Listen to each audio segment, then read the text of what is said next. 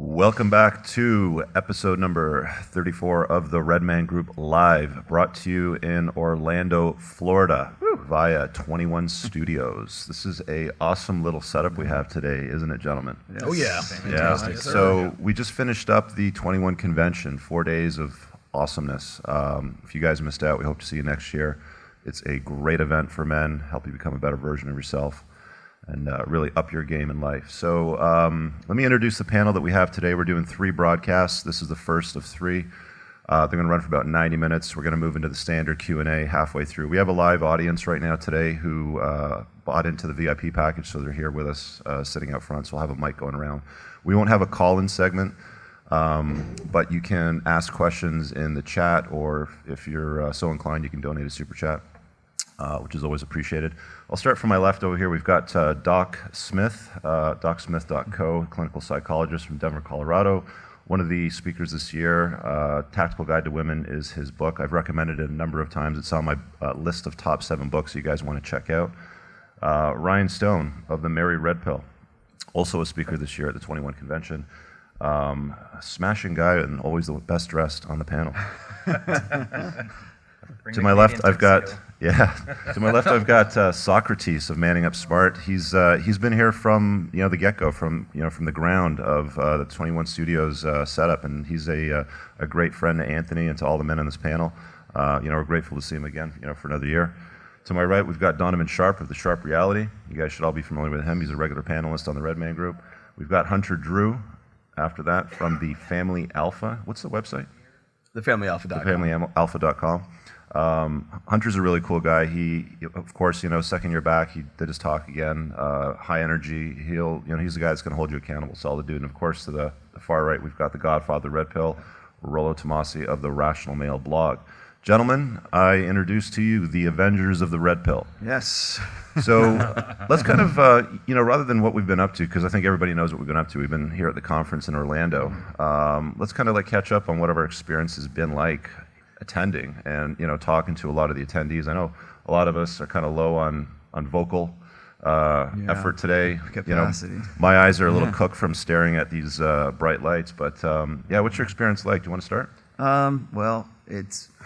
I'm glad we're doing this right now because I think this sort of personalizes the whole experience of the 21 convention. It's like we finally become the Red Pill Summit that I knew that this whole thing could be. And with the selection of speakers this year is just phenomenal. Some of these guys I'm meeting for the first time who I've known since, maybe 10 or 12 years ago. Ed Lattimore was here. Hanging out with Ed was great. Jack Murphy, who I have known since, probably 2012 maybe.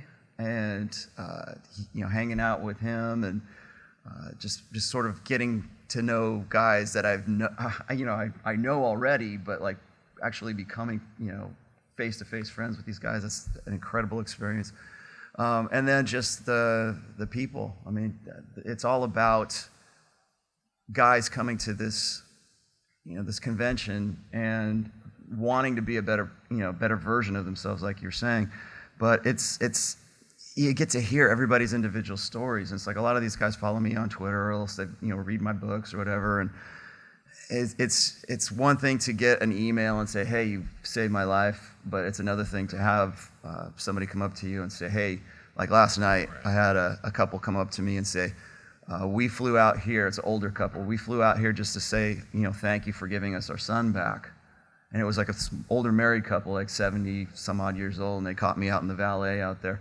And that was I tweeted this out last night too, and I said that's just one of many experiences. But that you don't, when you're typing stuff and you're just in your own little world, and it's very introverted, and you're in your studio and you're working and stuff, and it seems like a big extroversion, and you don't really understand the interactions that you're having and the lives that you're affecting, and this is a really good venue for that. So for me, it's been really personal for me. I mean, this year's been very personal for me. I mean, what we did last year as well. Yeah. And this year's been personalized quite a bit, and it's coming into its own, I think. I'd love to hear the personal stories. Like, we've all been approached and spoken to by, people that are fans of our work, individually and collectively. But I'd love to hear like a quick soundbite if everybody's got one, Hunter. Yeah, well, my voice is that.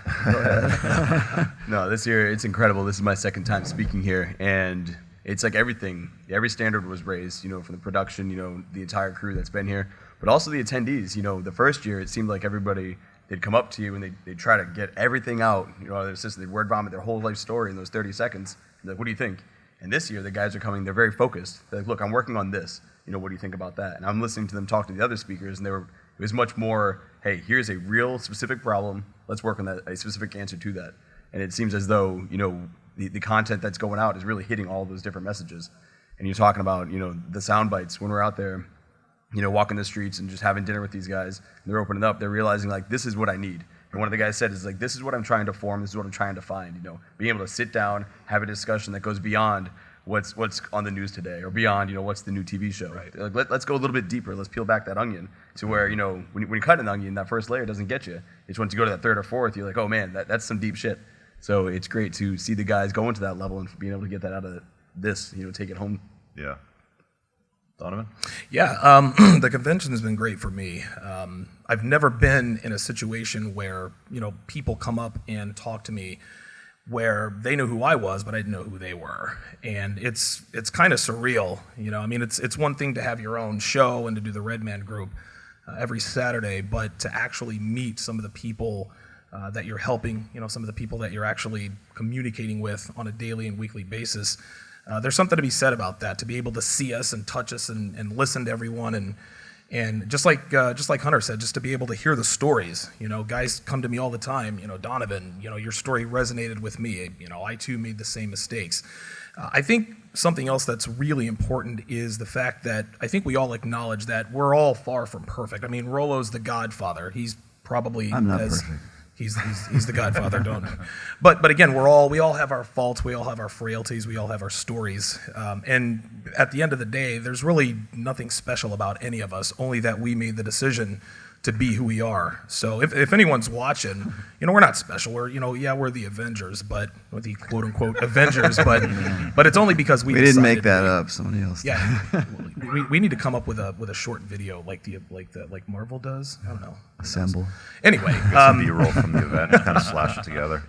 If you decide to be the man that you want to be, this is obviously the first step, but you have to take that first step. The only difference between us up here and you guys watching is our decision. That's it. Yeah, and for me, it's just bonkers because it's like you can put all kinds of content throughout the year. I know some guys here are writers, others talk to cameras. I'm the guy that talks to a camera, and it's like you don't have the direct interaction. So when you come down to a place like this and people say I'm here because of you, and you put this little dent in my universe. But there was two guys that really pulled on my heartstrings big time. There was one guy that was a plastic surgeon. Who does reconstruction on, people that have been injured. And there's a couple times throughout the year where he's had guys that have held a gun up to their chin and they did it wrong and they blew their face off and out. And he was showing me pictures. And these were guys that were, in their 40s. They've gone through the divorce machine. They had an awful experience and they just wanted to check out. And they did it wrong and he's got to fix their face. And then, within the same night, there was another dude that came up to me and said, thank you, because I had the gun in my mouth. And it was because of a video that you put out on surviving divorce and understanding that there's an other side to that I took it out of my mouth and put it down. So it's big. I mean, it's really nice to see that you have an impact on people's lives when they approach you and they shake your hand and they have that kind of tear kind of running, in their eye and it's about to drop. It's massive. So, Sock? Yeah, I can echo the same things, but what I'm thoroughly kind of impressed with is, having done this probably 5 or 6 times now, is seeing the return attendees coming back, whether it was last year, and seeing the massive improvements you're seeing in their lives. But the significant ones are the ones that are coming back 2 years later, or 3 years later, and seeing how much further that convention back in 2012 or 14 or whatever it was has impacted their lives up to this point. You're seeing a much longer change in their life and life trajectory as far as that impact and how they carried that and felt the need to come back again to recharge, resharpen the axe, and to carry themselves forward even more. and what they're anticipating coming off this convention going forward is a lot more than what they had anticipated even with the first one they attended to. So it really is a springboard for life and for projecting your life forward and where you want that to go. So it's really, really cool to see how that's impacted other people. Yeah, solid. Ryan? So the weird thing, first off, I didn't smoke or drink last night. I don't know why I feel hungover, but whatever. So for the conference altogether, it was cool. You gave me all the points and asked, did I think anything wasn't up to snuff or wasn't a 10 out of 10? I'd say everything here is pretty bang on, nothing to improve. Now, having said that, when you take the whole event, I find us up here speaking to be the least valuable part of that. It's the acta non verba, actions not speaking. It's the after party stuff. It's the fact that at breakfast you can come down, and it's kind of like being in a small town. You go, oh, hey, Tanner, how's it going? And you sit down, have some breakfast. Yeah, come on, join. And it's kind of you just sitting there and chilling with a bunch of guys talking about your day. Or in the evenings there. I mean, we had one where it was a bar hopping night, and it was a bunch of guys going out. Like if anybody here has been part of a rugby team or any kind of sports team and you have your pub crawls, it's pretty much like that. So maybe some guy who's never had that in his life gets to experience that firsthand, so he sees what it's like. So he takes it back to his buddies. They go have some down there, and they have fun like guys usually do. And I was mentioning it to you earlier, like the house party. It's just such a simple thing. Come over to my house, have some drinks. And sure, we could have it here in like a conference room, which would be kind of stale and like a networking event. Instead, it's just like every house party I've been to. There's 20 guys, and like 19 of them are in the kitchen hanging around. Yeah, it was super intimate. Like, Socrates invited us all to his house. He opened up his home to us. So if you can imagine 125 guys in your house and you being the guy who's never been to a party like that, walking in and seeing a house party raging, knowing you're welcome and accepted and being able to throw yourself in the middle of that, I think is terribly powerful for a lot of guys. Yeah, and it was a beautiful space too. Like one of the things that I thought was great was his daughter was just kind of like running around and just being playful in a pretty little dress sort of thing too. Yeah. All the guys, she's flirting with all the guys and they're picking her and giving her and to sit down and say, yeah, you got to make the world a better place with all really good men, and this is how you get it, because eventually I'm going to throw her out into the world, and I want to make sure that it's going to be receptive to her, and it starts at home. Yeah, so that's the part I found the best, the actions part. So even here when we're saying, actions over words, but we're up here giving an hour-long speech, there's still actions afterwards. And I think that's the part that I enjoyed the most, and I think others will probably glean the most value from. Yeah. Dr. Smith. Well, yeah, as somebody who's passing through and hopefully get to pass through again, I was shocked at what I saw this weekend. All the presenters and all of the attendees that I talked to, just squared away, solid guys. I've never seen a group of guys like this before, all in one place, motivated, out there making things happen in the world, coming here to find out how to make their relationships work better, how to make their lives work better. And I just feel privileged that I got to be a little part of that and meet some of these guys that showed up to this. Pretty amazing event. All right, so today's topic is slated to be on Red Pill Rage. It is a stage that a lot of men kind of go through, and somebody can correct me if they've got a different interpretation, but essentially most men are led to like the awakening through trauma. Sometimes it's going through the divorce machine, sometimes it's heartbreak, it's one-itis for a girl that they want back, that they're pining for. It's usually trauma that leads men to search for information that kind of helps them reconcile that and come to an understanding. Men are deductive, rational, reasoning beings, so that's usually what they go looking for. And then what tends to end up happening is they'll take that proverbial red pill and then they'll get mad. I didn't have that experience. Like my awakening was kind of like it was long overdue, and it was on the recommendation of reading Rollo's first book. And it was just like, oh, okay, that makes sense. And it was actually a calming effect for me.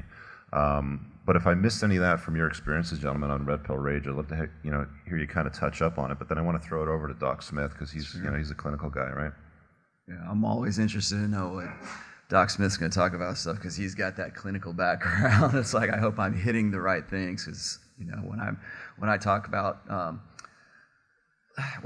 like the 5 stages of unplugging, it's really the stages of grief. And all I did was take that, when you're dealing with death, pretty much, you go through, I forget the stages. It's like, anger, denial, negotiation. Negotiation and acceptance and that kind of stuff. And the reason I went to that to sort of claim that as the 5 stages of unplugging is because your old self is literally dying. Like your old beta way is the way, I mean, you can't unsee what you've seen. They always say, once you unplug, there's no going back, right? And so even if you go into complete denial, you're still seeing things that's going on around in your periphery. And you still see things, in your social circles, political, whatever, we're all so interconnected today. It's almost impossible not to see something that aligns with what it is that we talk about when we talk about red pill awareness. It's so much bigger than just like, oh, I learned how to deal with girls. No, it's a lot bigger than that. And so part of that is anger. And it's kind of been euphemized, I guess, is that the term? It's a euphemism to say a red pill rage or something like that.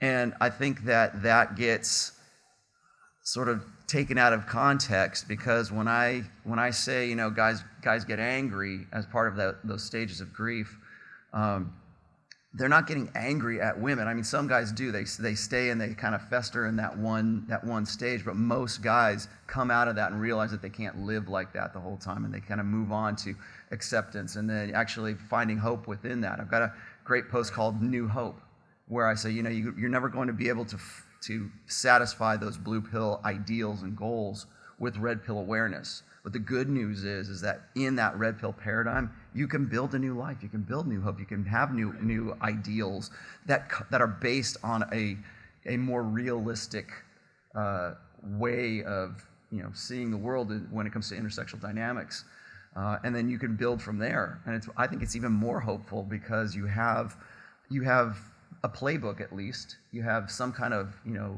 map to show you what's going on and what your old part of it was. But that rage or that anger that everybody loves to harp on all the time, that anger really is an anger at oneself. And I say that because it's an anger at having wasted so much time. Yeah. So when a guy gets to be about 30, I mean, I'm dealing with guys, and Dr. Sean knows what I'm talking about here. I'm dealing with guys who are in their 70s, and they're just waking up. They're what we call awakened while married, right? Yeah. Mm-hmm. And so imagine you're 70 years old and you're waking up to red pill awareness, and you're becoming, you're shocked. I almost think it's almost unfair to unplug somebody once they get past a certain age, because they go with the anti-boomer they can't deal with it. Yeah, and so there is that anger part, and some guys, yes, they do get stuck in that because they can't figure out how to cross over from those blue pill dreams and ideals into a more productive red pill paradigm, because they're looking back at their lives going, I can't believe I married so-and-so when I should have known better. And so they're not angry at women. They're angry at, maybe they're angry at the system, maybe they're angry at the It's almost like they're angry at the lies. They're that they angry at feel the like they've been lies, told, and then they're angry at themselves for not believing having it. seen it, or for wasting so much time. And so, you're going to get angry, and that's going to be a phase. Yeah. So what you do with that, and I'm not a proponent for saying, we can all just be content with what we have. No, I don't think human beings are content at all. I think we're the state of humanity is being discontent. So even when we get the greatest achievement, when you get that degree or whatever it is that you've been working for so long, there's always something else that's after that. Even the Jack Overton Donovan, window just keeps changing once you have what you want. Jack Donovan was talking about that in his speech, where it's like once you get to one level, there's always something else that's going. It's like the Aurora Boreas or whatever, the snake eating its tail, itself, yeah. and there's always something else. It's like you're not just trying to get to the next weekend. There's something else. There's always something going. I think that's really kind of a statement on humanity. And so when guys look back on that wasted time, then they get upset. Yeah, they get really pissed off. And I've talked to several, people or men at this conference. I've said, I was angry for a long time, and then I got your book, and then I understand how I can build with that. Right. They get angry at me for not giving them this 12-step perspective or some sort of formula. And I said, the formula is unique to each and every one of you. All I do is give you the tools. You got to go take that and build something from the tools that I give you. And some guys are better at that than others. Is there any experiences you guys have had where you're talking to guys and the rage is not tied into past relationships with an ex-wife or a girlfriend or heartbreak or one-itis? Me. Yeah. I'm the only guy. I think I'm one of like the few guys here who wasn't red pilled by a woman. For me, it was from the military. But I mean, I had one itis, same as anybody else. It's just instead of with a set of tits, it had a bayonet. So whatever. So, Sean, like when it comes to your practice, I mean, it's for the most part, it's like guys failing to have their ego investments in the opposite sex met. I mean, like we're told from a very small age, women are sugar and spice and all things nice, and they can't possibly do anything that might violate that. Like, what's that been like for you in your practice since you kind of started getting into the community and paying attention to the sorts of things that we chat about? Well, I'm meeting a lot more guys that are facing these kind of questions, like the world isn't what I thought it was with women. And, like the and safe place Yeah, theory, most like, of what us- did you call it? I call it safe world theory, and I Safe don't know if world I theory, made that yeah. up. I don't think I made that up, but there's this idea in psychology that most people walk around in the world with this false belief that the world is a safe place and that they're not going to get in a car accident, they're not going to get cancer, the grid's not going to go down. All the terrible things that can happen to you, we don't think about them typically until they start to happen to us. And psychologists are a little different. I'll talk about psychologists for a minute. Psychologists are kind of fascinating because they're good people. I love psychologists.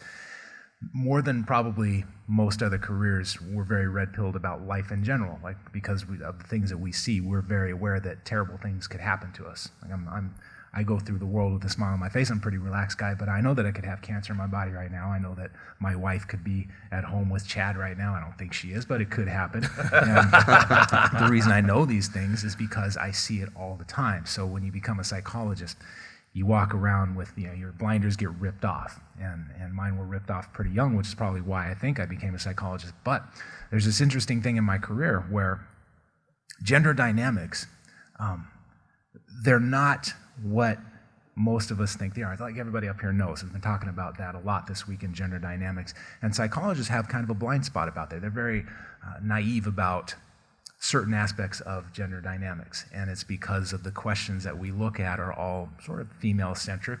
We assume that relationships work the way we've been taught, this what you call a blue pill paradigm about gender dynamics, and so whereas psychologists are very realistic about most of the things that can happen to you in life, they're unrealistic about some of the problems that men face when men come through the door and they've been through the family court meat grinder. And if you don't have the right psychologist or therapist, if you're trying to get through that and you enlist somebody, there's a really good chance you're going to come across somebody who doesn't know what the male experience of that is. So I'm losing track of your question, but my point is that there's what is the experience of dealing with guys who are going through this from a clinical perspective? Well, people come through my door from all kind of perspectives who've discovered that the world is a dangerous and unfair place. And this is one aspect of it. And so one of the fascinating questions is, what's the difference between a guy who can go through the family court meat grinder and just bounce right back, and a guy who gets really knocked off his pins? And I don't think it's a question of strength or weakness. But there's an interesting question. I'm going to stop talking now because I'll go all Do you think day it's on tied this. into dealing with rejection? Do you think like a guy that's more able to deal with rejection in his life can pop back up quicker versus the guy that gets knocked down and can't get back up or has a hard time getting back up? Or Yeah, I think you're talking about coping skills there. So Yeah. temperament and coping skills. So temperament is what you're born with. Coping skills is what you learn as you go along. And some guys, based on their upbringing, they're pretty comfortable with people saying no to them. And for some guys, that's the end of the world. That represents some kind of massive rejection. But then there's also temperament, just how you're wired anxiety-wise. Are you some human beings are more equipped to just bounce back when bad things happen to them. There's a great book out there, and I'll end on this. It's called The Survivor Personality. And it's by Al Siebert. He looks at the difference between people who go through horrible things, talking like concentration camps and horrible car accidents where they get maimed for life and that sort of thing. And he looks at this question: what's the difference between somebody who walks it off, and what's the difference between somebody who really gets sucked into it? They become alcoholic, they become depressed, they go down a really dark path. And the first thing that he writes about, and the most important rule, is an acceptance that the world is an unfair place, and being okay with that. And then if you want to take it one step further, you can say that the world is an unfair place, and that's actually a good thing, because every time something unfair happens to me, I have the opportunity to get a little bit stronger. yeah, anti-fragility, right? I'll jump in really quick. Yeah, go I've ahead. actually seen a number of guys who have approached red pill awareness not from a standpoint of trauma or a breakup or relationship-wise. It's looking at culture at large and going with this notion of feminism and equality and kind of believing that blue pill kind of wisdom, and then applying it to reality and realizing that there's a massive disparity between what's being sold and then what is. And then in reflection of that, when you talk about gender politics and identity and culture and politics, is that when it becomes gender specific, they start to take a look at it. And when that becomes aware, they start going down that rabbit hole. And the further away they get, it's appropriate to get upset when you see an injustice. And then when one's aimed at you, it becomes personalized. And I think it's terribly unempathetic to point to somebody and say, this is red pill rage, yet at the same time, women wearing pussy hats, screaming and yelling and flopping to the ground. what the hell is that? In full rage. That's okay. That's self-actualization. That's justified. And coming from the most empathetic sex, supposedly, I find that terribly unempathetic. And so I've seen that. And of course, when you compound that with, hurt and trauma, and particularly if you're going through a custody case with children, it is going to become even more disparaging. And a lot of times I think what this rage is justifiable rage. And anger and hurt and harm being expressed, and it's terribly And I'll Yeah, add I to always that, say there's- that anger is a legitimate response in the face of injustice, right? So it's okay to get angry. It's just what are you going to do with that anger, and, Correct. and Yeah, how are it's you the going to come out social the other end, aspect. right? I was going to say, and maybe Sean can back me up on this. There is a phenomenon. It's in, I believe it's Evo Psych, where it's what's called the male anger bias, and what that means is that in our evolutionary past, it served the survival function to presume that a male was angry at you, and it was like erring on the side of safety. So anything that looks like male anger, it's that response, and that's a part of our evolved mental firmware. That's one of the reasons why women see they misinterpret. So are you anger. saying that women are predisposed to seeing men as angry? Is that Yes, well, women and children as well too, because it served a survival function in our past to presume that a male was going to be angry no matter what, and that That's if actually an interesting statement, because Yeah. I think if we put it out to the panel, I mean, did every guy think that their father was more angry than their mother growing up? Like he was always the authority. No. Like, oh shit, dad's home. Oh crap, I better clean up whatever I was supposed to do, right? Yeah, there's always going to be that male anger bias, and what happens is when feminism and the feminine imperative takes that and they run with it, and they say, well, this is how they characterize male anger as being destructive and being misogynistic and being evil. But then when a woman is angry, they call that transformative. They say, well, it's something that women don't do naturally, and it's great that they're embracing their anger, because you need to get angry, because if you're not outraged, then you're not paying attention. That trope. So I just like how they're angry so they can feel something. yeah, exactly. And it's like they have some sort of justification for anger. And okay, I mean, I can understand if you're dealing with an inherently unjust system or an unjust circumstance and you get angry, great, but don't say your anger is more legitimate than my anger just because. Well, that's the thing too, because You have a vagina. Yeah, because I have a vagina. Yeah, Right. it has a point. Like if you drop a hammer on your foot, you get pain, but you don't get anger. There's a social thing. If somebody drops it on your foot, then you're angry because this guy, I have perceived an injustice that this guy put on me, and that's the anger part for guys. Mm-hmm. And sure, it may not have been intentional, and I think that's where you kind of like you blame people, but ultimately you blame yourself for buying it. Mm-hmm. Because everybody tells you all these things because they believe in them, even though they're not true, and so you get angry over that because this guy screwed me over. They call that the Disney fantasy. Mm. And so once you get past that and you realize people just don't know any better, I find that's where the anger kind of dissipates, and then you take it to motivation.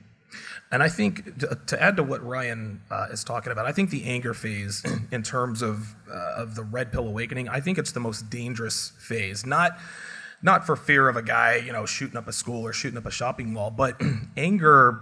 A lot of guys never make it out of the anger phase. A lot of guys stay angry and they end up in the basement. living with their mom. I mean, we all know the archetype. Lives with his mom, has a neck beard, has a blow up. She lives with me. Right. I don't live with my mom. My roommate. Right, exactly. But men who get stuck in the anger phase become what we call incels, or I think as we sort of loosely define them as low-level MGTOWs. They've sworn off they don't want anything to do with women outside of just work. They don't want any sort of romantic relationship with them. They don't want to pursue one-night stands. Don't even think about marriage. And they all come with the same rhetoric. It's all this other kind of stuff. Worth the squeeze, the juice, right? The juice isn't worth the squeeze, exactly.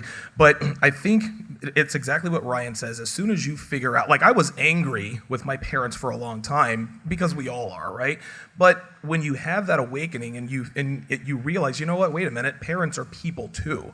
That's when you begin to realize that parents are fallible. And the people who told us, they gave us this Disney rom-com fantasy, they believed it too. Even though it wasn't working out, they believed it too. So only then when you figure out that they didn't sell you a bad bill of goods on purpose. They did it because they thought what they were doing was right. Only then when you realize that they didn't do it on purpose, that's when, just like Ryan said, the anger starts to dissipate, and then you can start to move forward and grow.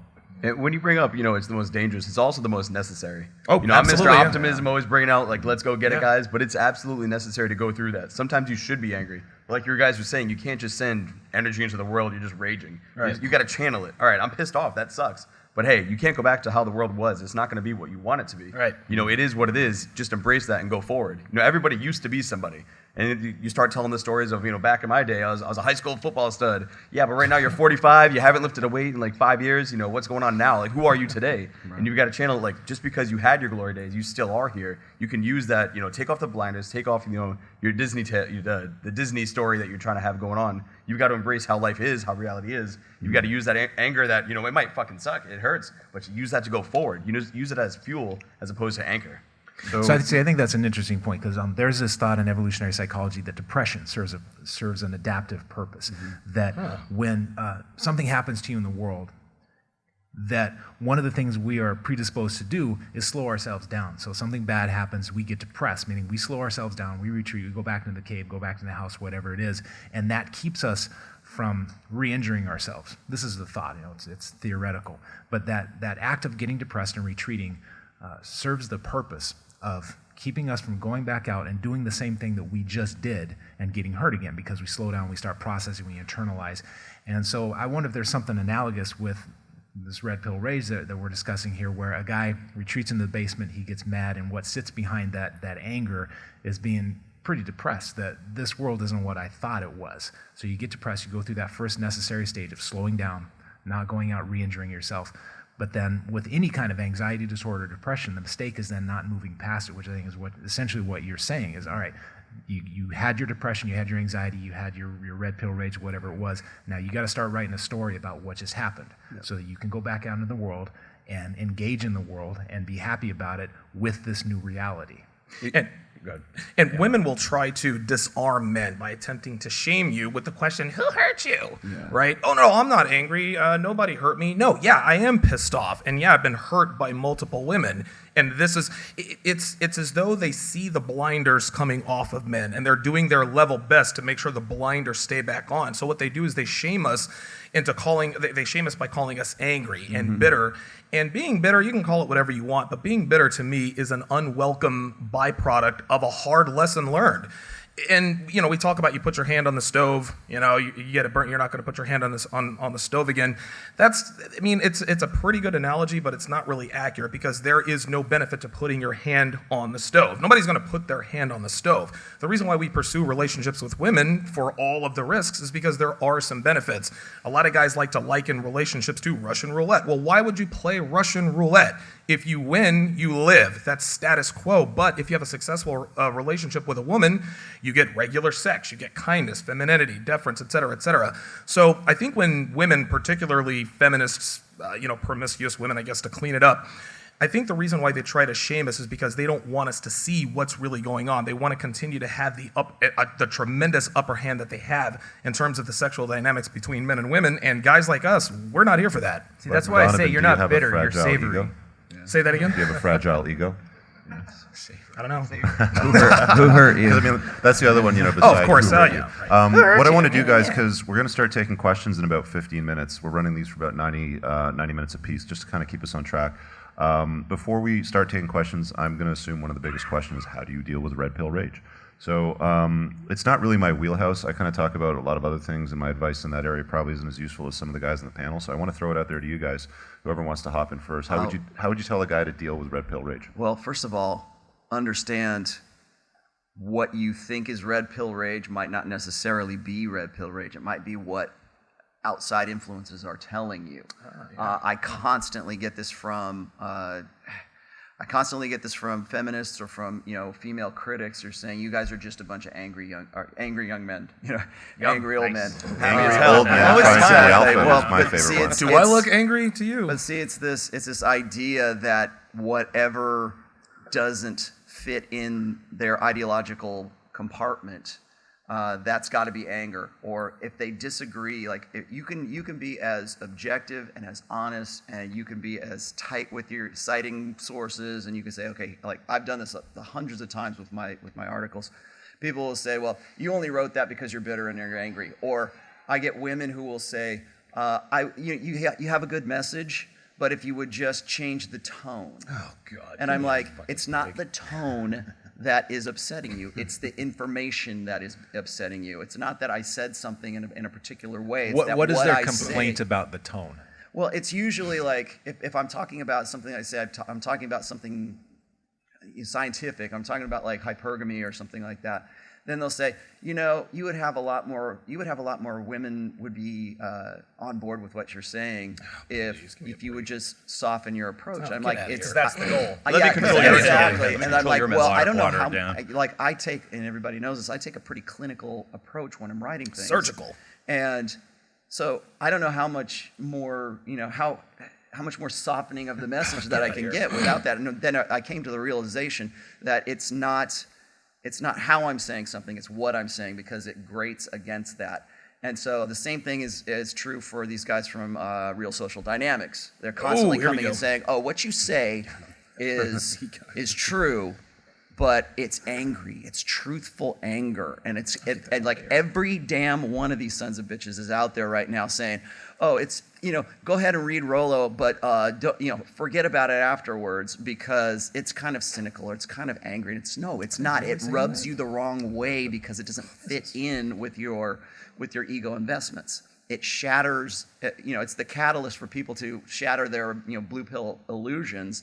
And if your income depends on men having those illusions, then yeah, you've got to find some way to demonize that. And so it's not the information anymore, it's how the information was delivered. Yeah. So I think a lot of guys get confused and they think, I'm in this red pill rage and I got, I'm living in my mom's basement and the worst of the worst when it comes to that. Right. But are they doing that because they're genuinely angry at women? Are they doing that because they're angry at themselves? What are you angry for? It's the Is it's it the whole a waste of time? Is it like a loss of what do you call it, sunken cost? Is it because is that what it is? I think identifying what you're angry about is probably the first step, and then moving past that, because there's a lot of other steps in the stages of unplugging. Totally, yeah. And what to Sean's question, I think that the best way to distill it is like a lot of these people that like question it or they'll try to criticize it and tear it apart. It's like the truth sounds like hate to people that hate the truth, sort of thing. Like Yes. if it violates what they believe in, then they're going to try to poke at it like that. If I can make a sports reference here with regards to women telling Rolla, hey, you would have a lot more women following you if you... I liken this to the LeBron James thing. Remember back in 2010, he was a free agent. He sits down, I'm going to take my talents to South Beach. Everybody in Cleveland burned his jersey, blah, blah, blah, blah, blah. And of course, they're doing the exit interviews from, I guess, the tire fires that were going on in downtown Cleveland. And they're like, well, why are you upset that... Well, it's not that LeBron James left. It's how he did it. No, it's that he did it. Check this out. I have never, ever heard a man tell me, you know what? Alicia broke up with me yesterday, but she handled it the right way. You know what? I'm okay with that. She handled it great. And, even though she cheated on me, she was real about it. I'm totally okay with her break. No, you're not. You are pissed off. It doesn't matter how much you soften the truth. It's going to piss people off that it applies to. That's all there is to it. Women are upset with this because, again, Rollo takes this surgical approach, and subconsciously women think to themselves, holy shit, this guy's right, the jig is up. What can we do to disprove this guy? And so they try to disarm Rollo by saying, well, you'd have women following you if you soften the message. We ain't softening shit, man. Like, it is what it is. We're not looking to help. Well, I'm not going to say help, but I mean, like, we're not looking to gain a mass of women followers. Right. We're looking to just have open conversations that men want to have and need to have that will help them up their, game in life, help them become better versions of themselves, to be more successful, to, live in a more fulfilled way. I think that's the beauty of this convention, is we were talking about families, was the dad the angry one that came back? You're damn right. If I go home, I'm more angry than my wife. There's no blend of that. That's absolutely true. A lot of dads, though, don't know how to process it. A lot of men that have come up and have reproduced, they don't know how to process their own anger. They don't know how to channel that, so the kids don't. They never teach their sons, hey, here's how you channel this. So when they come to this, they're like, oh, shit, it's okay to be mad, and I can just push that, to go forward. A lot of people are mad about, we were talking about wasted time, and I'm always telling guys, everybody wants to go back to their weak sauce self and just smack them in the face, like, man, but you can't do that. That's not an option. No time machine, but man. you can go forward. So you're going to spend your energy saying, I wish things were different, or you can spend your energy saying, I'm going to go forward to make sure that doesn't happen again. I'm not going to let that happen to me again. And then when you look at positive masculinity, I'm really glad you took that approach with the family, because I think that is absolutely necessary. We have men who don't know how to be a man themselves, trying to teach another man who's coming up, a little version. You just can't do it. They need that energy. And that's when you get the next Nicholas Cruz. That's when you get the next school shooter. Exactly. Because that's been removed from that kick in the ass. That here's how you deal with anger, and how does a feminine primary society teach boys to process that like girls, like to emote more and to be more in touch with your feminine side? Like I always say, we teach boys as if they're defective girls, and so they don't have any clue to how to channel that into. I'm always discontent, but I'm creatively and constructively discontent. How do you teach that to a kid when the message he's getting is you need to be more like a girl, and you need to emote more, and you need to be more in touch with your emotions? Here's what happens. Expressive. And so they're expressive with their emotions with an assault rifle. Yeah, it's the whole, like, you got to get in touch with your masculinity, really. It's like, the whole, there's toxic masculinity, there's a problem, there's a lack of masculinity is what it is. Yeah. And I'll go against the grain a bit on Rollo on this one too, where you talk about guy gets angry, but the girl doesn't accept it. And I don't like that framing it as like a validation-seeking exercise. I know that's not your intent, but like for guys here who have been angry, and I've been this angry, when you're angry, you get into that fight mode. Same as Ed's probably seen boxing. I did when I was doing Taekwondo. You kind of get tunnel vision, and everything turns into a pinhole. The fact that it's not accepted by somebody else doesn't really enter into it. And that's where I like the benefit of that anger. You get angry, you want to fix something, like you were saying partially with the press too, where you kind of pull back. So at this point, it's me, period, and that's it. That's the only thing that enters into the equation. And there's an Evo Psych thing, which I'm going to horribly massacre about this, where the idea of guys getting angry is not irrational. It's a very rational signal that you're sending to the world, saying, I'm going to get violent if this perceived injustice of mine doesn't get addressed, which usually signals to others, like, get out of his way or help him out. Real quick, I was going to say something about, like, we should start talking about how to deal with the anger phase. I mean, I'm not a psychologist or anything like that, but if you're in the anger phase, if you've just found the red pill, go lift weights, take a boxing class. If you're angry, get the energy out. And as far as toxic masculinity is concerned, I think the only toxic masculinity that is displayed in Western culture comes really from women. Women are the ones that display the toxic masculinity here in 2018. What do you mean? Well, women display masculinity, the kind of masculinity that they, and again, women project their sexual desires onto men. They think that because they like masculinity, then we must like masculinity. So they become more masculine.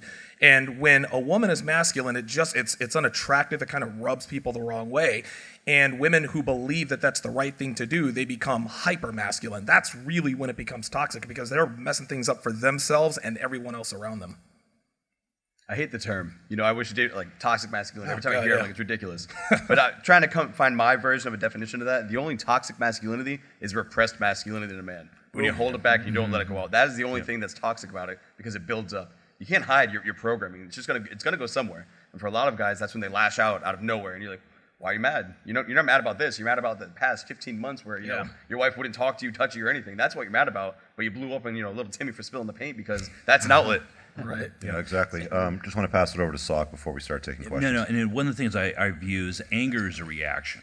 It's a natural biological reaction, very much like fear, is that you're responding to a context. The difference is how do you process that and what do you choose to do? Courage is a reaction of choice. And so I think it's very, common for guys to have a perceived injustice, particularly where it's dealing with their sex, their gender, their masculinity. That anger is a reaction to that perceived injustice. Now, the difference is how do you process that and what do you do about that? And the choice of courage is what separates masculinity that should be celebrated as opposed to that being repressed and what you're saying, that toxic masculinity. And when you're being given advice at the time that you know does not work, that has already failed you, and you're being reintroduced to it again and again and again, it further compounds that toxic masculinity and that resentment. And you know it when you're receiving it. It amplifies it. All right, so we're going to start taking some questions here on this live broadcast. We've got a live audience, so if you guys want to queue up, there's going to be a mic available if you want to ask it. You can pose it to anybody on the panel, everybody on the panel, whatever works for you. But we've also got Sharp Assist in the comments looking for questions to pose to the panel. So if you have a question, you can pop it in there. Super chats are always appreciated. So fire away if you guys have questions. Do we have a mic out there? Oh, some hard-hitting stuff. I'm really hoping for it. Yeah. Yeah. Start the day out right. One of those things where one of us has to say, I don't know. I don't have the answer to that one. I will find out. Yeah, I'll get back with you. Can't say I don't know. Well done. Google it. All right, thanks. So I come from an academic background, so I've seen that there's a lot of bias. You gotta publish to survive, and you can only publish stuff that kind of goes with the mainstream academic trend. So when you have more radical ideas, people tend to not want to publish that, and that's how you get like a lot of desperate PhDs that are trying to publish stuff that kind of goes with the mainstream so they can publish and get out. So Dr. Smith, what's your take? How can we kind of fix it a little bit? Or how is it, like, especially in psychology? Well, in terms of publishing radical stuff, apparently you can reframe Mein Kampf in an intersectional feminist frame and get that published. So you can publish radical stuff as long as it's the right radical stuff. But I think Bigfoot porn, I think it was. Bigfoot porn, yeah. I think what you're talking about is probably less radical stuff that appears radical to the people who are radical, I'm going to imagine. And so I'm not sure where you are in your career and what you're trying to achieve, but if you're in a research program and you actually want to get that degree, maybe you have to play the game a little bit in terms of not saying things that you don't believe, but at least keeping your mouth shut. When I went through my doctorate, I was in the clinical program, so I was surrounded by radical ideas in some quarters, but I was there to learn my clinical skills, so I kept my head down. I learned my clinical skills. I became a top-notch clinician, I hope, and I didn't say back then the things that I'm willing to say now because I wouldn't have got that piece of paper, that receipt that's hanging on my wall. But now I'm here. Now I'm a loudmouth. And there are people out there who are more academically oriented, like Dr. Deborah So. She got red-pilled, for lack of a better term, in academia when the types of things that she was saying didn't flow with the mainstream within that tiny little realm, and she was not radical enough for them. So she left academia, and now she's got, I think, 60,000 followers on Joe Rogan, and she's making a really big impact out there. She would not have 60,000 Twitter followers, and she's on Joe Rogan. She would not be doing that if she was in academia. So she's arguably having a much bigger impact what she's doing now outside of academia. Now the trade-off is that she doesn't have access to those resources, the research resources. But I think there's going to be a paradigm shift because the social sciences are becoming just so off track. I think that we're going to see research starting to take place off the college campus. So maybe you set a long view that if you're going to be researching and writing, you're going to be doing it outside of that horribly biased, intellectually lazy atmosphere that our universities have become. And I just want to add to that too, guys, you don't need anybody's permission to talk or share your story today. You can write a blog, you can create a video, and you press the same upload button that Casey Neistat presses, that PewDiePie presses. If you have something that's of use in people's lives, You don't need the permission of a media outlet to publish your story. You could publish it yourself. It's just going to take a little bit longer. That's all. That's true. I was also gonna say is that this is not just endemic to psychology. It's now entering into hard sciences as well, where if you don't consider an ideological perspective in your research and your studies, like if science isn't feminist enough, then they'll I know it'll go down a memory hole. I don't know if you've Yeah. probably read that same article about how they tested this to see if, or was it the peer review study, I think, where they were just writing just stuff that would get just nonsense science, and they wrote it in such a way that intersectional feminism would approve of it, Right, and then they put it got- up. But that's getting into even like STEM fields now too. So if you don't, Yeah, if you and don't, that was very much in consider the it- humanities. That was limited to some certain journals in the humanities that are have a reputation for being just off the wall. But I know a physics professor that is getting pressured to include this social justice agenda in his physics classes. It has no business there. You know, he's just there to teach numbers and how things work. But the pressure on professors and any type of academic to put this stuff, the feminist ideology and the social justice ideology, in everything is tremendous. Well, I think Jordan Peterson's a prime example of somebody that said, "No, I'm not going to discuss these things in front of people," and he kind of took it to his own platform, and then he left his day job, he shut down his practice, and he's writing books and doing tour sort of thing. So it's not that it's impossible. Yeah, it's hard. You're going to have to put in time. You're going to have to do the work. You're going to have to build an audience and say something that's of use to the audience. Yeah, but I mean, just go out and do it. There's nothing stopping you from it. I assume you're probably talking about red pill related material, Manosphere. Is that what you were talking about? Yeah, so I was actually trying to point out you should do a red pill journal, peer reviewed by all you guys, kind of like that. Oh, that'd be pretty cool. Yeah, yeah. No, I'll we be kind of honest. do that. We kind of do that Yeah. every Saturday at 10. I'll say from my standpoint, I've got a professional license, and that is very much at risk. It's not necessarily that my employer will fire me because of what I say. I think if he had his choice, he's known about this for a while. But it'll come down to a business decision. It'll be client-based. It'll be municipal work. And there isn't a whole lot of room for a man like me to sit down and say the things that I do about supporting families, supporting relationships, about supporting men and masculinity. Even within my profession, for example, there's a lot of drawback to the environmental issues that we're facing as architects designing in the built environment. It's not permissible to sit down and say there's actual cannibalization when you have a lead checklist that, for fees on a relatively mid-sized project runs, several $100,000, that's not cannibalizing program, building, space, quality material, because you're pulling on that budget string. You're supposed to ignore it. It's not that we can't do it, and we do it on a regular basis, and we'd advocate for it.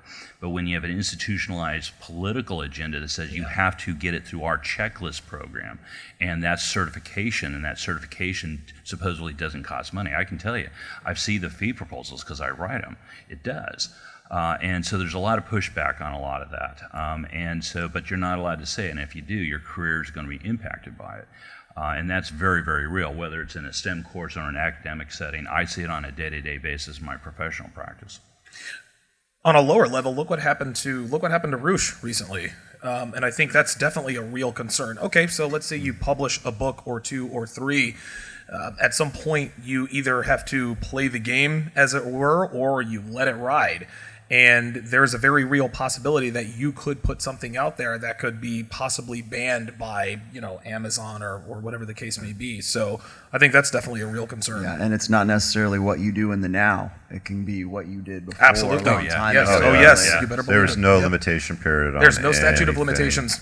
But a lot of guys It doesn't used to even do have in to the be like Renaissance. supported by evidence too, right? I just saw one of the forbid. chat comments here. This is also getting into, like I said, the hard sciences, but also like into computer coding. There's an effort on the part of the Linux stuff? the Linux kernel stuff right now, where they're trying to say, you guys are ideologically approved coders, and you guys are not. When Linux has always been an open source thing, so that's another really scary aspect of what you're saying. Yeah, back in the Renaissance too. I'll do this one quick.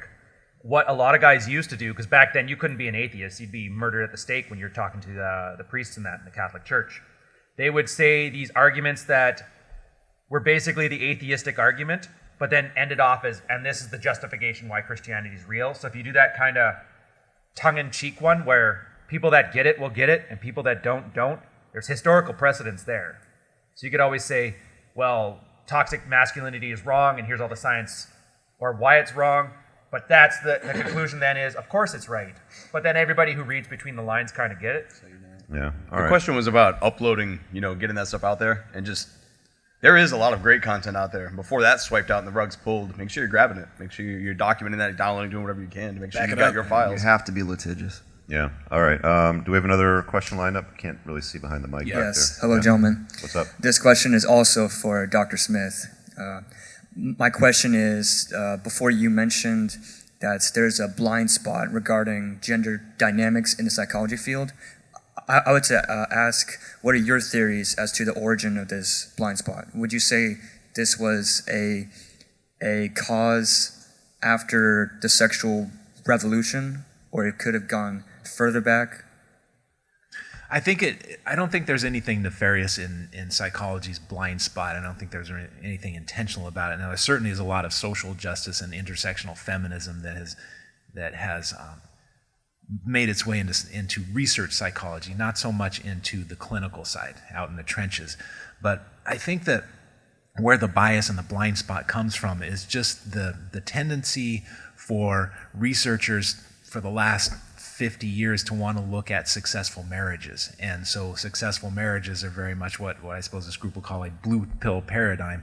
And since that's where the research takes place, that's where the numbers are, and there's this whole other realm that evolutionary psychology can talk to, but not so much clinical psychology.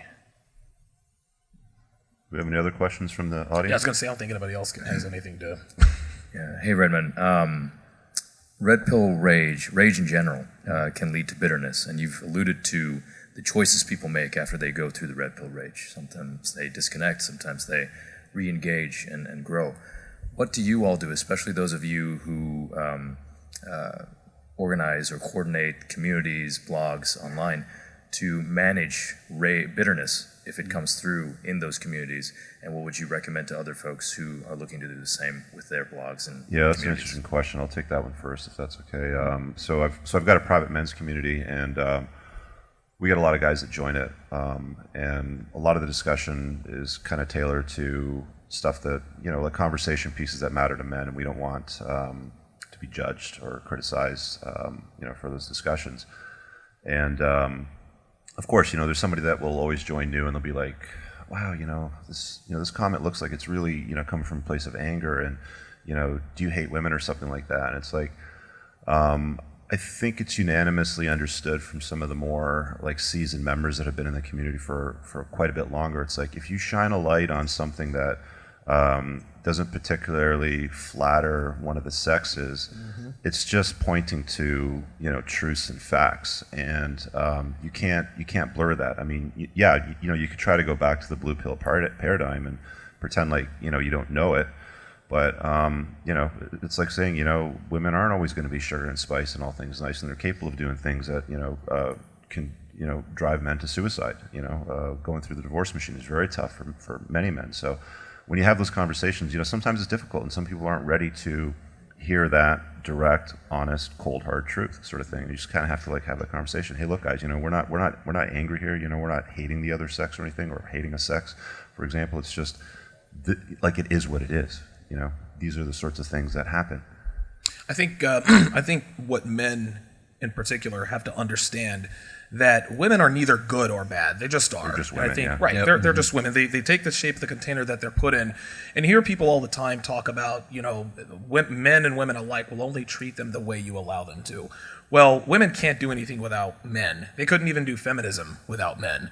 So, I mean, seriously, feminism isn't around unless, men co-sign onto this thing. Not to say that we're responsible for it, but when it comes down to it, I think a lot of men have to understand that you teach women how to treat you, and if you give women direction, then she will follow. She has to be ready to take that direction. But as far as becoming angry with the world and angry with women, at some point, you're just going to have to accept the fact that this is how it is. Just like Richard said, it is what it is. And at some point, the anger starts to lead. You want to place the anger somewhere, and women are the easy target. But listen, we're all born with the inherent understanding of the difference between right and wrong. We were all complicit in our own demises with women. I mean, it's not like we were perfect boyfriends or husbands. We fucked up too, just like they fucked up. So I think you have to understand that women were not inherently out to get us. They're doing what they've been allowed to do. And I think when you can accept that, that's when you can move on from the anger phase. And it's not just, women pointing the finger. It's dudes too. Like I get just as much, from like the white knights, the feminized boys that were raised in a single mother household, hate those guys. Are you angry? Why are you so angry? Why, are you mad, bro? And that's like, dude. Like Pat Campbell was saying that, like, when I go on his show on Fridays, and when I first started in, the women were kind of concerned, his female listeners were kind of concerned about what I was saying, but they mostly agreed with me. Yeah, but you guys find it they and then it's love it. mostly the guys. It's the dudes, it's mostly the guys that are going, because it's opening their eyes to something that they don't want to look at. Like, well, I think guys are just so used to swooping in and rescuing. These exactly. And they feel because they've always been attention. taught to identify with the feminine. They've always been. The blue pill teaches guys to identify with the feminine because that has always been a means for them to get to intimacies. The more you're all alike, which hasn't really worked out well. Which is what I always say is that polarity is actually the key to a healthy relationship. That's what I say to white knights when they go, not all women are like that. You do understand she's not going to sleep with you. Dude, Defending I love her, that right? because it hits Hashtag, right to the she core. still won't fuck you, Chuck. Because you notice not a single guy argues that. They know that's exactly what it is. That's right. Well, more to the question though is, what I tell guys is that you have more hope in a red pill paradigm than you did in your blue pill paradigm, because you were living in by this set of rules, this old social contract that you now are cut away from, and you now know that was something that is neither desirable nor really even true. But now that you have red pill awareness, you can live and create new goals for yourself and become somebody that you want to be, that the blue pill doesn't. What was it say that? I think it was a line in the Matrix where it says, Neo is like driving around and talking about all these. When he finally goes back into the Matrix and he's looking at the Matrix again, but now he's unplugged and he's looking at it for the first time. The noodles. And he said something about I have all these memories of a life that never existed. Right. He's like, what does that mean? And then Trinity says it means that the Matrix can't tell you who you are anymore. You can't unsee this dream. Yes, and that I thought was really kind of poignant, because that's really kind of how it works. Is once you can't unsee it. You can't take the red pill lenses off. You're going to see what's going to be there. So why not make the best of it? Why not be angry for a little bit, do what you have to do. Don't dwell in that anger, but move on from that and build a better life for you. New hope in a red pill paradigm. Yeah, it's I think like with Ivan that Throne comes the says, burden I of don't do performance. pity. Yeah. Well, And the other thing is that it's, and this is people have heard this quote before. It's the red pill isn't here so that you will hate women. It's so that you won't hate them for what they can't be for you. Ooh, Right. Wow. Yeah, that's beautiful. That's good. Cool. Do we have another question from the Yes, audience? sir. How you doing, gentlemen? What's up, Charles? So a question for you guys, and this is more directed towards the gentleman with children. How do you go about having your legacy, your mission statement survived if something happens to you? This is commonly seen in the military, so you still continue on the proper growth through a masculine masculine figure and a strong feminine figure after you die, and you're not there training or guiding or leading, so to speak. I'll jump on that one. Go ahead. So you set the standard from which everything's going to be measured. They're going to follow your example, not your advice. You can say you want to leave a legacy where you've got a strong son who's going to go forward, claim what's his. You're going to have a strong daughter who's going to be feminine and raise a great family.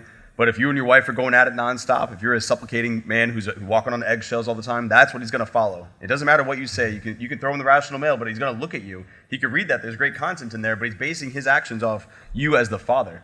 So you start with yourself. You start by fixing you. You start by creating the dynamic in the relationship and the marriage or whatever it is you have going on with those children are growing up in, for them to see, hey, this is how I interact. This is how the men and women are. And then you go out and you create that rite of passage for your son. You also create a rite of passage for your daughter. Just because she's a female, you understand your son more because you've been a young man. You've never been a little girl, I don't think.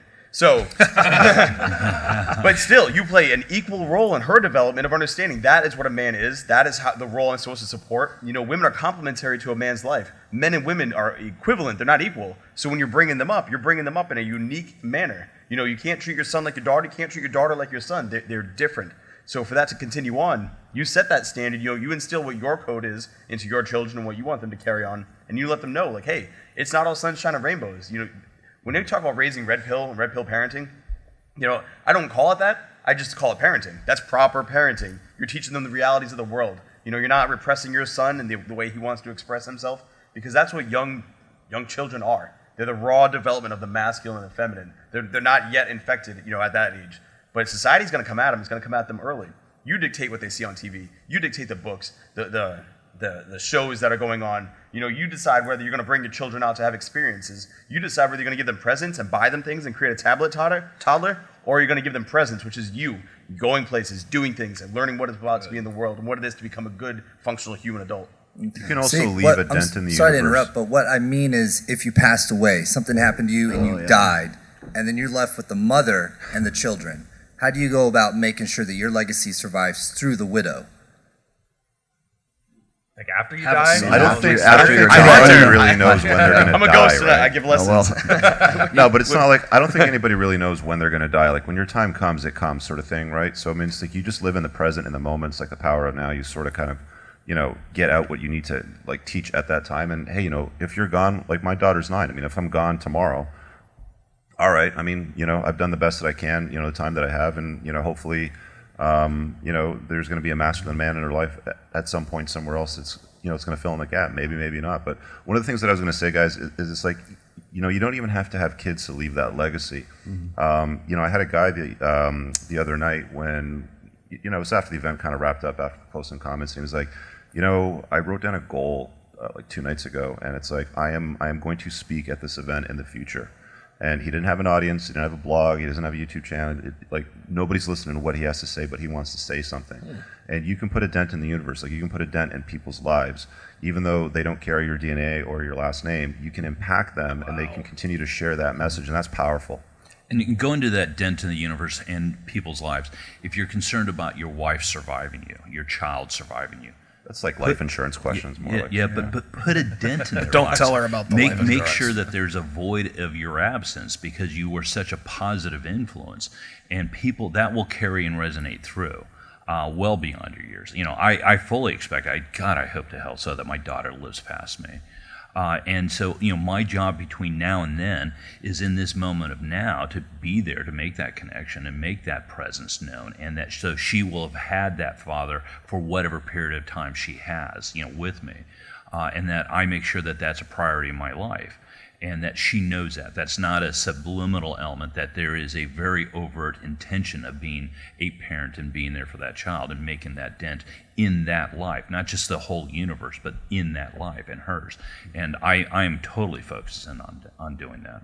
Yeah, and I want to add something here. I think that, excuse me, I love that question because there's an awareness of death. And if you really want to be red-pilled, you really want to know how the world works, remind yourself every day that this could be the last one. Like, you might not make it home. And the work that you do while you're here it has a tremendous impact. Like, Rich and I have daughters that are similar ages, and I know that if I don't make it home, that most of the work that I've done with her, like, as cheesy as it sounds, she's going to go out and find somebody that acts like I acted. And so if she never sees me again, she's got 11 years with me where hopefully I've created some kind of good model that she can go out and reproduce. And the next few years are going to matter too, if I'm lucky enough to have those. But this awareness that, today could be the last day, that's a very important red pill moment for everybody, I think.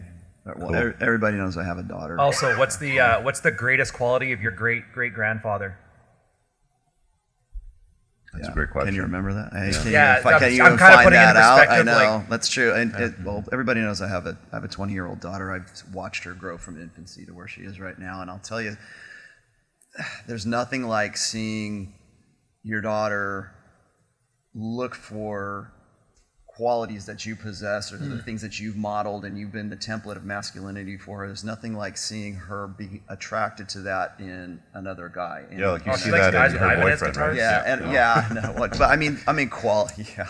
Well, hobbies are one thing. He does share hobbies with me, which is kind of scary in a way. But my daughter's got a long-term boyfriend right now, and it's really interesting. It's funny how well I get along with the guy, and it's because I modeled and demonstrated, behavior and general understandings of who I am, what I'm about, and it helps that her mom's that we're still together, and then it works out really well for us. But as far as getting to your quote or your question about leaving an impact. I'm kind of like the wrong guy to ask because it's like I've done 3 books. I think that's probably a pretty good impact on the world. But I do think, and I've written about this before, is I sometimes wonder like what my great grandchildren are going to think about, old Uncle Rollo or old Grandpa Rollo and say, what was he thinking back then? Or these are timeless truths. I mean, I've always said that the rational male is like a living text, and you can keep let's coming hope back that's to evergreen. it. I'd say your book's going to last more than your legacy. Oh well, Yeah. it'll outlive me. But and that's weird for me to say because like it seems like life is so temporal, But once you put something out there, and I'm impacting lives, through this convention and just through the stuff that I do, and.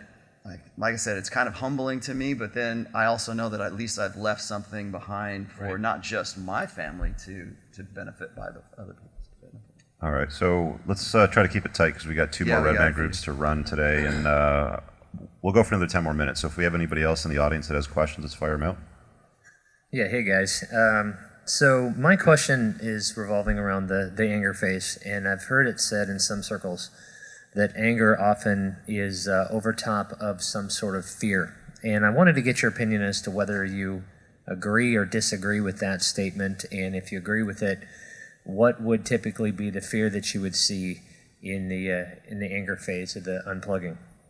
I think it's more for Sean. You want to start with that? Well, it's been pretty well documented, and I find it to be compelling and reliable research that men tend to go to anger because it's a more powerful emotion. You can get things done with it, and from an adaptive perspective, it makes more sense if you're out, trying to slay the woolly mammoth or whatever it is, and you get hurt. It makes a lot more sense to get angry than it does to get sad and immobilized. And so, what was the heart of your question? Like, ultimately, if there's fear underneath that anger. Yeah.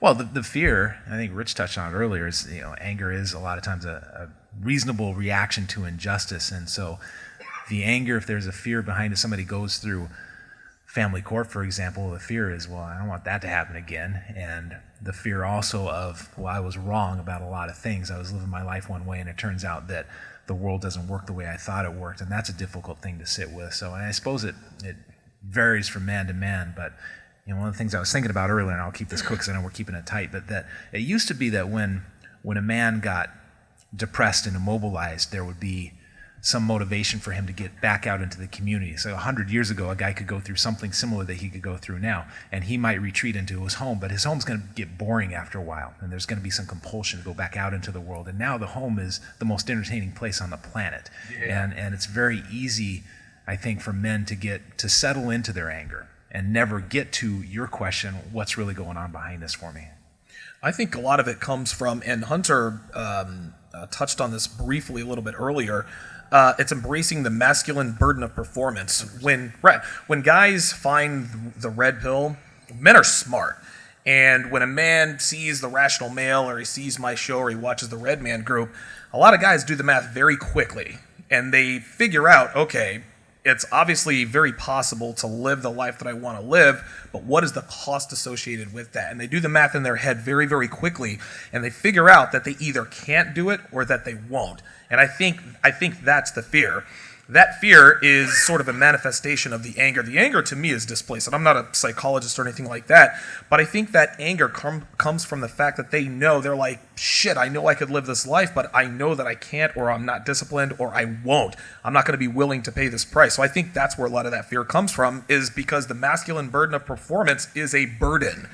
It's not easy to be up here doing what we're doing. I talked about this in my speech. It is not easy to live this. You think I can get hired anywhere?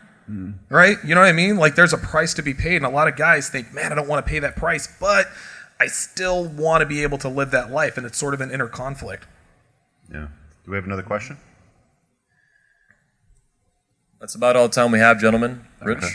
All right, guys, thank you. Let's just wind it down. We're going to go across the panel, just remind you who everybody all is. Rollo Tomasi of The Rational Male, Hunter Drew of TheFamilyAlpha.com, Donovan Sharp of The Sharp Reality. You can find him on Patreon. I've got Socrates here of ManningUpSmart.com, Ryan Stone of The Mary Red Pill, and Dr. Sean T. Smith of The Tactical Guide to Women and DocSmith.co. So we will be back with another Red Man group in, Anthony, I'm guessing like 20 minutes or so? 15-minute commercial break. All right, so we'll take a bit of a break. We'll load up a slightly different panel, get into a different topic, so make sure you tune in for that. And thanks again for checking this one out. We'll see you guys in the next one. Peace. Thank you.